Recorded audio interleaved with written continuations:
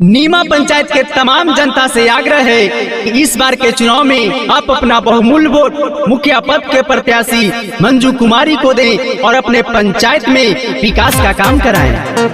Recording by खुशहाली music studio.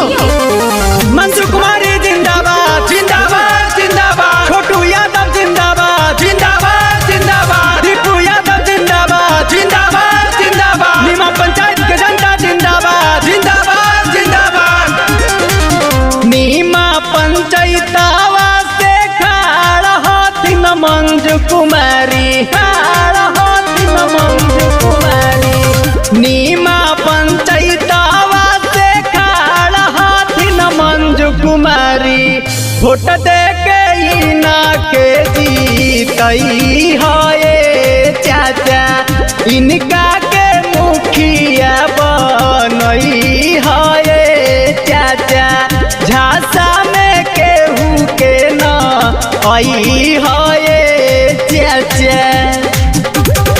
Manju कुमारी जिंदाबाद जिंदाबाद जिंदाबाद, छोटू यादव जिंदाबाद जिंदाबाद जिंदाबाद, दीपू यादव जिंदाबाद जिंदाबाद जिंदाबाद, नीमा पंचायत के जनता जिंदाबाद जिंदाबाद जिंदाबाद।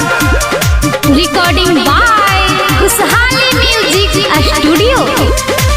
नाली गाली रोड अपन तो विकास जी, छोटू यादव के पुराई दी सजी, पुराई दी सजी।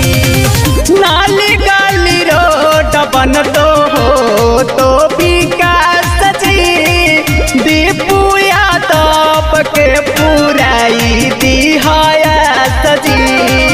नीमा पंचायतवा के आगे बढ़ाई तुनहे, आगे बढ़ाई तुनहे। नीमा पंचायतवा के आगे बढ़ाई तुनहे, मंजू कुमारी के जीतई हागे चाची, इनका के मुखिया बनई हागे चाची।